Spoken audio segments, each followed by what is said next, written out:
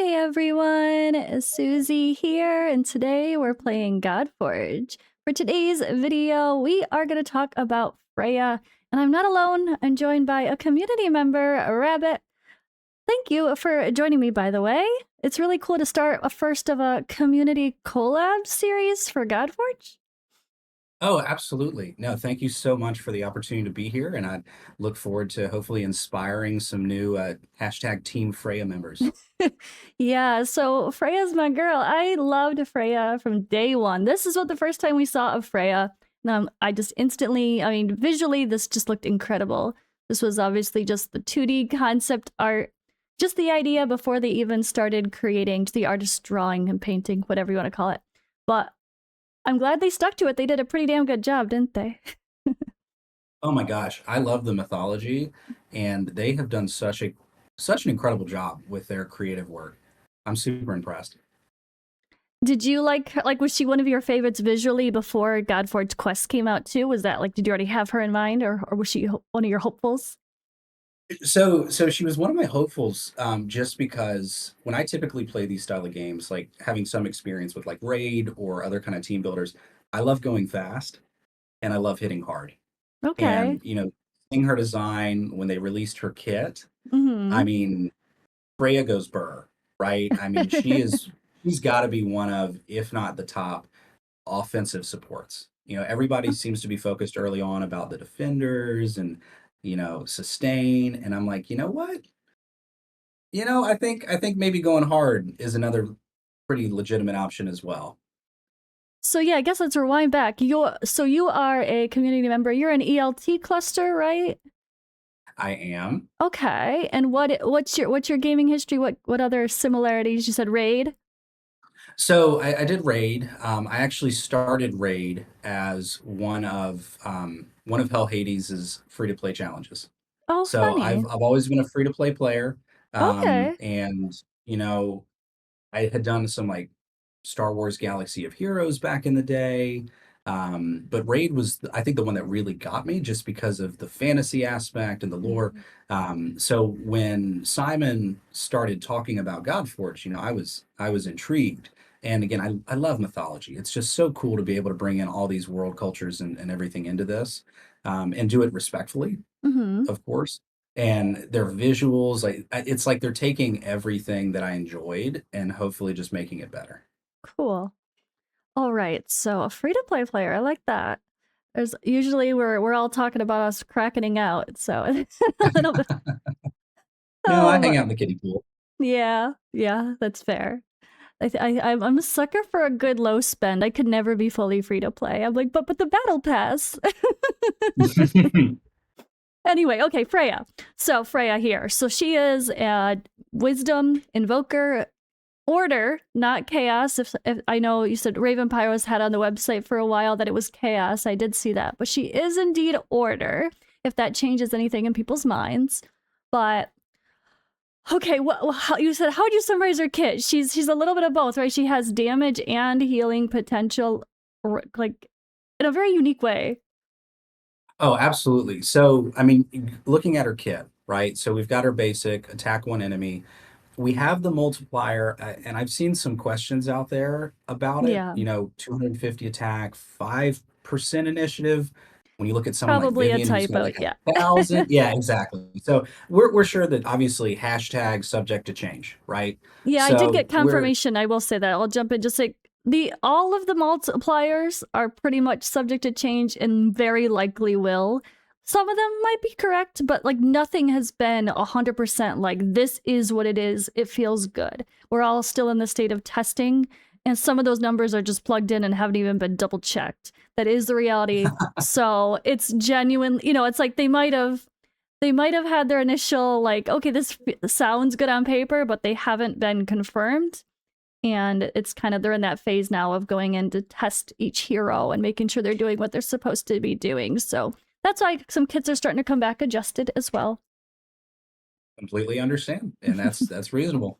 So she's got her, single target attack, place mend on the ally with the lowest HP for 2 turns, right? So Mm-mm. already a little bit of healing, just from her basic.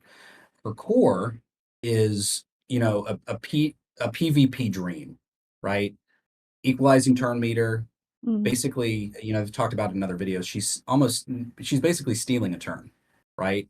She'll equalize to the enemy's highest turn meter and then boost everybody on your team by 20%.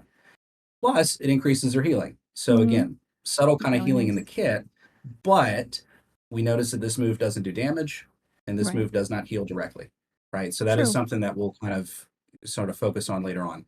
And then her ultimate, which is, obviously the piece to resistance, right? This is the offensive engine.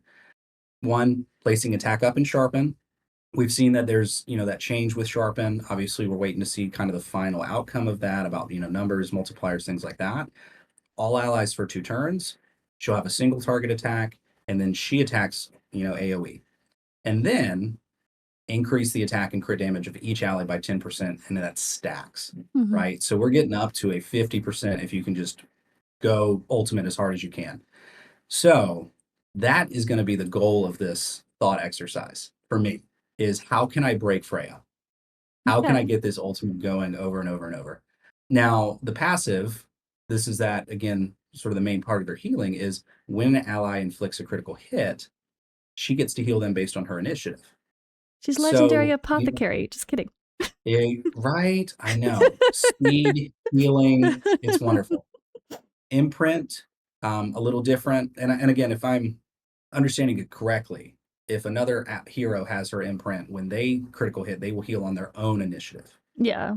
Correct? Okay. Yeah. Yeah, that's I just want to make sure. And then the leader bonus, critical damage, go Mhm. hard, all battles, right? So reading her kit, my thought is there are 2 ways that she can be built Okay. based, in order to increase her bonus divinity as much as we can, as quick as we can, so that we can get her ultimate going. So the question for her is then, if her divinity bonus is healing an ally, right? And actually, I Mhm. don't see it on the card, but if I No, it remember doesn't show on the correctly, card. it's yeah, she gains 30 divinity when she heals an ally, right? So we have to make some assumptions in order for this math to work. The first assumption is if we're in a PvE environment, say like a long boss fight, we're going to do 5 allies and 1 enemy, Mhm. right? Like a 5v1. If we're doing PvP, it's going to be 4v4. I'm just basing that off of, something similar like Raid or any of those other ones. And then finally, and this is the most important assumption, is that every heal counts. So what we mean by that is, say, for example, her passive. If there's a multi-hitter, every single critical hit will heal. Mhm. Therefore, she will get the divinity bonus. Okay. If we do something else that heals all of our allies, say, for example, placing buffs, every single individual buff heals. So that's the assumption that I'm kind of going with this. Now, Okay. obviously, I don't know if that is confirmed or if that's how it works, but that's how we're going to kind of look at the math for this. So, in order to do this, we have to look at how many different ways can we get Freya to heal, right? Outside of just her passive. And the ways that we kind of know of so far are we can use weapons, Mhm. it can be her gear set, or it can be an imprint. And that is where all of the fun theory crafting kind of goes in on how do I optimize her? How do I take her to that next level so that, in game, she's just going to be a monster. Okay. So what is the first build then? What is or like what would the intention be for her usage, and then what would the items be? So I think if I didn't say this earlier, there are 2 sort of schools of thought of how I Yeah. think you can build her. I may have mentioned it. Yeah, you said. One, you just go crit, right? So Okay. we build her crit 100%, and that's one of our big focuses, and it's just going to be damage. Okay. The second focus is buffs. And we're not necessarily focused on critting as much, but we're focusing on placing buffs with her basic, placing buffs with her ultimate.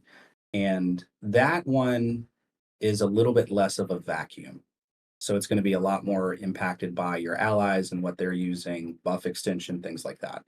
So typically, what I'd probably start with is focusing on the crit side of things, really honing into her passive and said, when an ally inflicts a critical hit, we're healing. Okay. So for her weapons, Mhm. the first weapon that I think really sort of lines in with that is the golden bow, Okay, let me right? And this grab. is an epic weapon Mhm. where it gives you crit rate and critical hit attacks heal the hero for 5% of the damage, Nice. right? So basically what that means is one, it makes building her crit rate easier, right? You can focus on other stats because you don't have to do crit as high from your gear because your weapon gives it to you. And two, you're doubling up on a critical hit. So when she crits, she'll get healed by her passive and she'll get healed by the bow. But we wouldn't be So able both of to those, attune this one. Does that matter to you, losing the stats for attunement in the future? I mean, not necessarily, Okay. because from my standpoint, all we're trying to do is just build her ultimate, Okay. right? So basically, anytime she hits somebody, she's going to gain 60 divinity because she'll get 30 from her That's, passive and 30 from the bow yeah. healing, which will also trigger her passive, right? So you can see how if you're in wave content, you do an AoE and she's just gaining 60 divinity for each hit. And you can see how that's going to start building up, Yeah. right?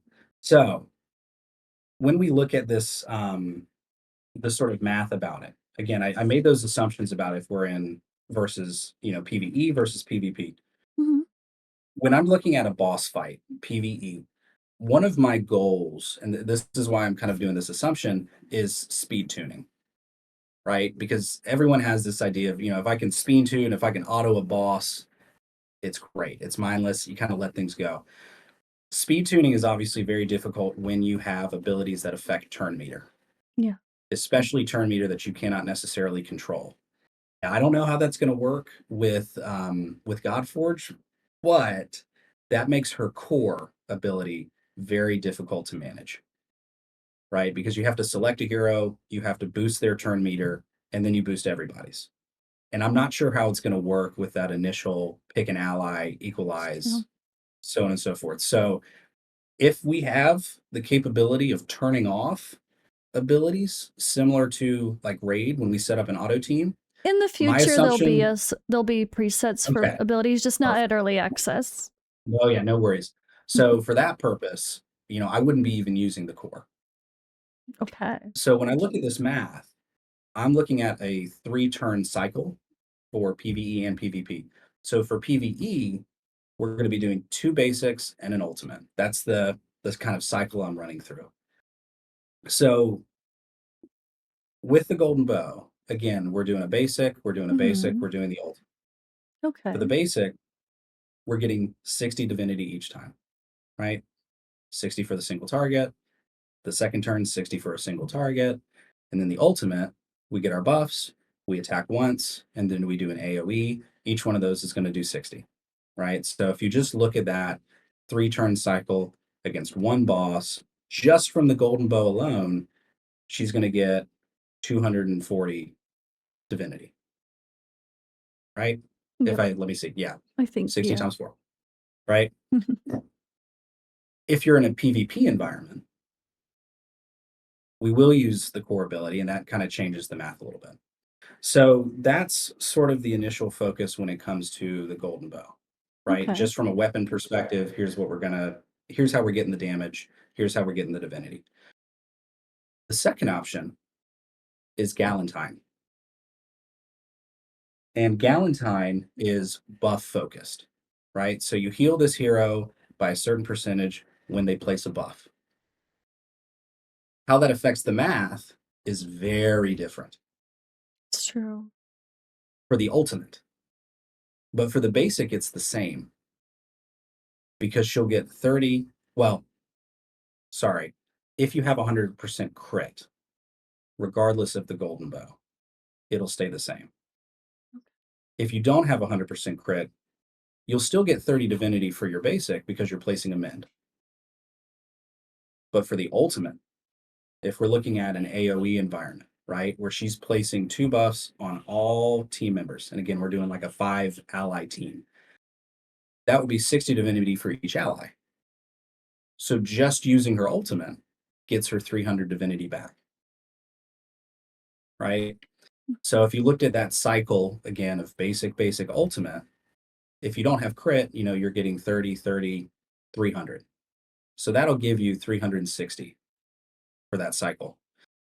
Now, the issue with the buff route is what if your other allies place the same buffs? Okay. Or what if you do buff extension? Yeah, does that count? Right. So because of that, like I said earlier, if we're trying to focus on FREYA in a vacuum, the crit route may be more consistent I feel like depending with on her how you have your skill set. passive, like it'd kind of be silly to ignore her passive, wouldn't it? You'd think it's like it's Exactly. intended that way, right? Yeah, 100%. So that's why personally, I do think the golden bow is going to be long term the better Okay. option. And Okay. I do love that those are both, like you said, epic. So maybe if you're someone like me and you're playing Godforge quests now, maybe I don't worry about picking Excalibur for her or whatever may do with buffs. Maybe I pick Forge Fire that might be more versatile for other heroes to use. That could be a Exactly. thought as And I do well. think that, yeah, it makes it easier, I think, for people to more kind of get what they want and Yeah, not necessarily focus on the school of thought of I've got to get everything from my my legendary hero, exactly. right? I don't think anyone should pick an epic weapon no matter who your hero is from Godforge Quest personally, because that is what the basis is when you forge weapons in the game right now. It's only epics and legendaries, so you're gonna get plenty to choose from, even if it just takes a little bit to get the right stats, but it'd be kind of silly to waste a free legendary choice. Oh, 100%. And actually, I mean, even for myself, the weapon that I'm going with is Namsaru, right? That's Yeah, the one where if you it's a place a fun, buff on him, interesting it's one. instantly removed. You get divinity turn meter damage because for her ultimate, she places 2 buffs, which are going to get Mm-hmm. removed. So she's going to increase their attack by 10, their That's critical true. damage by 10, and they get a 10% permanent damage increase every time she uses it. So all of Okay, that is stacking from her ultimate. So that, I mean, that's just a huge offensive output. So fun. All okay, right. well those are the 2 big weapons, right? So again, Mm-hmm. crit focused versus buff focused, and I think crit focus is going to be ideal for her. Now, where the math starts getting really fun is when you start adding gear sets into it. So with the gear sets, Shrine is an easy no-brainer. We're going to get some extra heal, right? So if you go down the Shrine route, 6-piece, heal all allies, 5% of their max HP at the start of the turn. Again, if we assume that every heal counts, then in a PvE environment where you've got 5 allies, everybody's getting healed. Every time she takes a turn, she gets 150 divinity, right? Because she'll get 30 from each heal. So going through that 3-turn cycle, she gets 450. So let's say we add that to the crits from the golden bow. That's crazy. 60, 60, 120. So now in just 3 turns, she gets 450 divinity from her shrine, gets 240 divinity from her weapon and attacks. Damn. So now she's sitting at 690, And that's not even right? talking about getting buffed from like Izanagi or some other helpers that to be Exactly. fun to Like I play said, with. this is all in a This is just vacuum, and her. she's Yeah. already, yeah, just churning and churning and churning. Now, obviously, it's a little less when you're in a PvP environment because you only, if assuming only 4 of them, but still, you're getting it Hmm. every turn, right? Okay. So that's a consistent divinity gain. This also, take in mind, does not even include her passive um, divinity gain from her initiative, Okay. which again, since her healing off of crits is based on initiative, we're going to Hmm. build her initiative as high as we can. Yeah. So that's the first sort of thought from a gear perspective. Now the other one, again, this is more damage focused, is a combination of body and Avenger. So body, I'm looking at 4 pieces. Heal all allies by 25% of damage inflicted with the basic ability, Nice. right? Hmm. So let's go back to the example of critting with the golden bow. So now we attack a target, we get 30 from her passive, we get 30 divinity from her golden bow crit heal, and now we get to heal every single ally 25% of the damage we did with the basic. So in a PvE environment, that's 30 times 5. So now every time we use her basic, she gets 210 divinity, That's crazy. right? That's a lot. Yeah. Alting Okay. like crazy. Ulting like crazy. Now, the final part of this gear set is the Avenger. And that is a 2-piece, heal 15% of the damage inflicted when attacking. So now Okay. her basic or any single target attack is going to be 90 divinity. And you can look at some of these other legendary heroes where they have kits of damage an enemy, gain divinity, right? It may be like 40 or something. She's getting 90 every time she hits somebody, right? Assuming it's a crit. So obviously taking weak hits into account and things like that. But again, we can see how she just kind of churns and churns. Now, with a PvP environment, like her ultimate, for example, where she has a single target attack and then, hits everybody else for the AoE, that will not be impacted by, like the body healing, for example, right? Because that's not her basic ability. So that math is a little bit lower compared to when she is getting to use her basic. Okay. You also have to think about she has to do damage to do that route as well, which means when she uses her core in PvP, unless she's enshrined, she's not going to get any divinity. True. So the sort of crit damage focus, I think, is much more leaning towards PvE. You can Okay. still use it in PvP, but you're not going to get necessarily, well, we'll see when we get to imprints. But if you're just looking for like passive gain, it's not going to be as high just from like taking turns. It Okay. definitely will involve her having to do damage in order to get it. Makes sense. So those are the two sort of gear sets that I think lean really well with her. And the one that I think you ultimately lean towards Oh, is really going to depend on your imprint. okay. Yes. So I guess the shrine. The shrine's quirky because this is 6-piece, so that's gonna be even harder to get all the pieces perfect. To be Correct. think Especially like like high quality gear. yeah. So it is going to make it harder in a vacuum as well. Interesting. Hmm. All right, so you said let's go to imprints. So Sun Wukong is Right. a fan favorite overall, and you think that definitely has its place with her too? Oh, absolutely. Because I mean, the immortal is, of course, everybody loves unkillable, right? Mm-hmm. Just hypothetically, if she gets down to 1 HP, she's at least going to give herself some time to heal, right?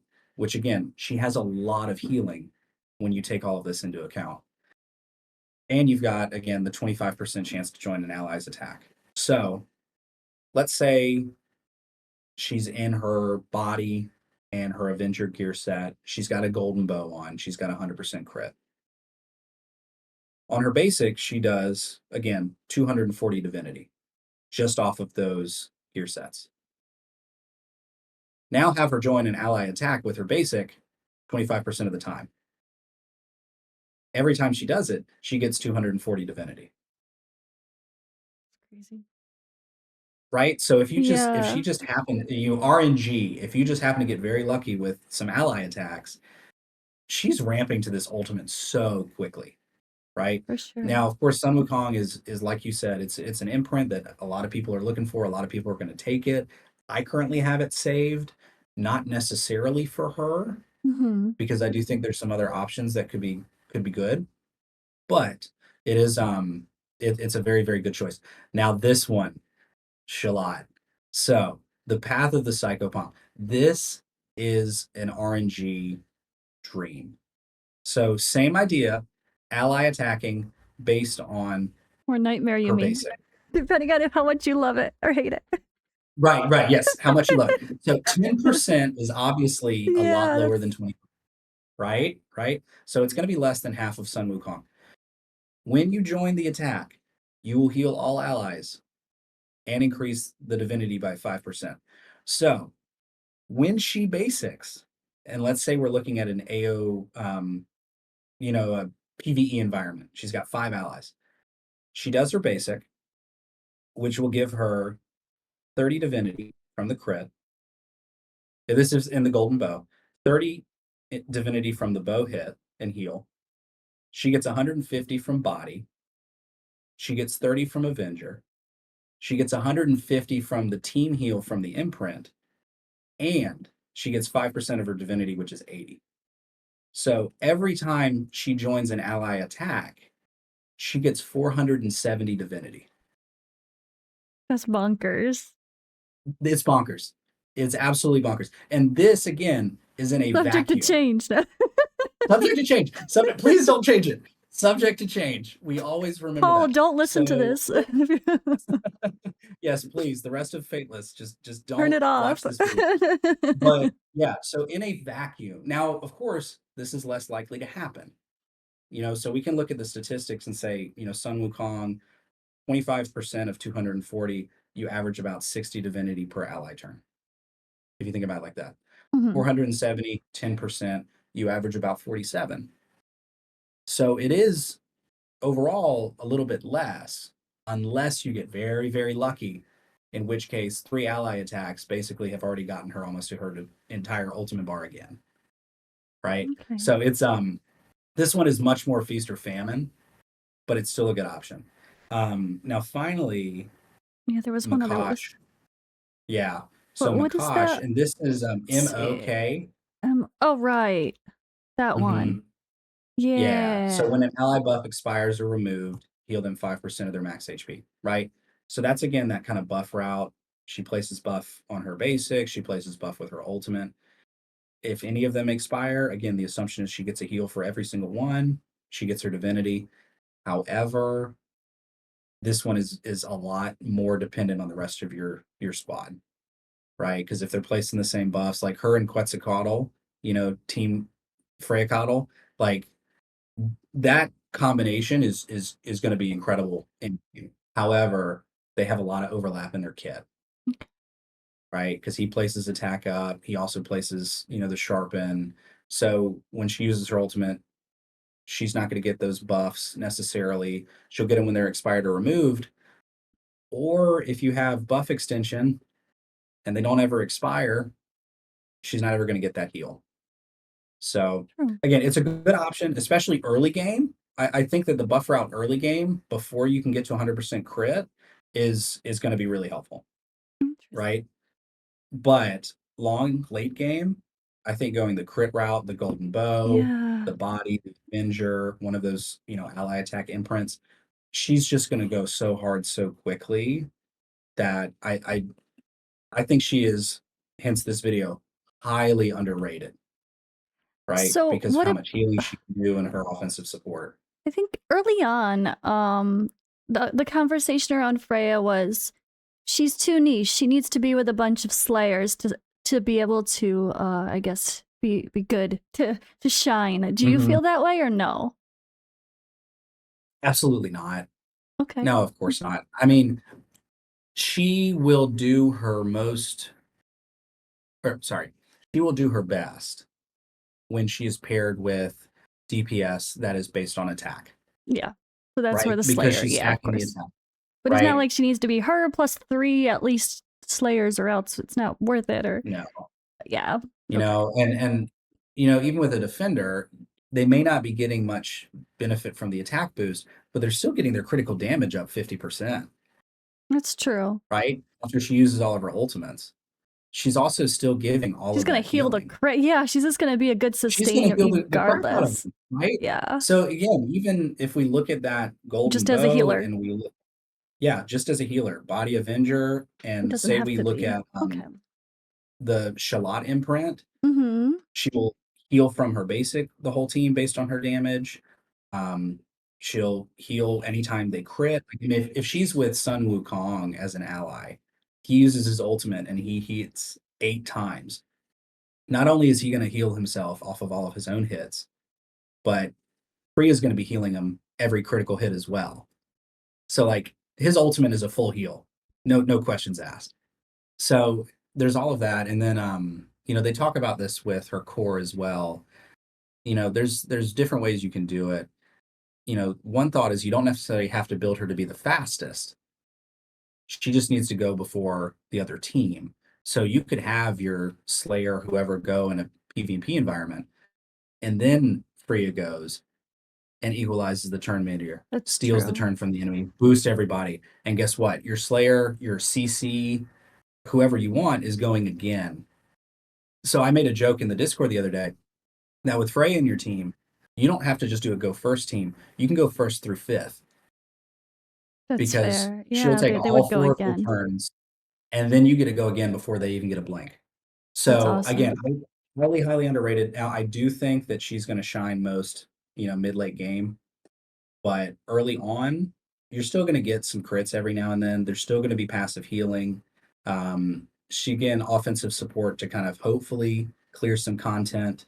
I'm just excited for her. She was the first legendary that I summoned from the Oh. mini game, and that's a big thing for me. Like again, as free to play, I'm like, you know what? I'm committed. I got her. I think she's going to be great. I'm going to stick with her. No Nice. lie, I was just randomly doing some pulls yesterday. I got a Heimdall. I stuck with Freya. Yeah. Part of it is because I'm a huge simp and I don't have commitment issues, but I think she's going to be great. And like I said, I just want people to know that she's got some opportunities and they need to be aware of it. I love it. That's awesome. Yeah, thank you for sharing your big brain calculations. I have never been one for the math. Like, it's just not my forte. It's I enjoy I enjoy the team mechanics and building and like synergies, but I've never been one to like spreadsheet it out, break it all down, min max. But that's why there are people like you to do that to help us out. Yes, yes, we are a necessary breed. Yes. Oh man, I So, love well, it. thank you so much for the opportunity. This was a lot of Yeah. fun, and like I said, I want Team Frey to be as big as it can, and I Yes, want people Team to know Freya. that she's more than meets the eye. I love it. Yes, thank you. So yeah, guys, you heard it here first. Freya, super OP. Kidding, not kidding. She's gonna be a lot of fun. I definitely have no regrets for picking her. I did get her, and I'm really happy, and I don't plan on changing her. So I don't know what I'm gonna do when I have 1,000 pulls to do, and I'm just sitting on them. Probably gonna do a silly live stream and just pull them for fun. But I'm sticking with Freya as well. Nothing's gonna change my mind either. All Perfect. Well, right. thank you so much, Susie. I appreciate it. Yeah, thank you a ton. And thank you guys for watching. I do plan to do more of this sort of community collab idea in the future. So, anyone watching that likes to share your ideas, your future team comps when the game is live, showcases on your favorite characters, hit me up. And that's all for now. We'll see you in the next video.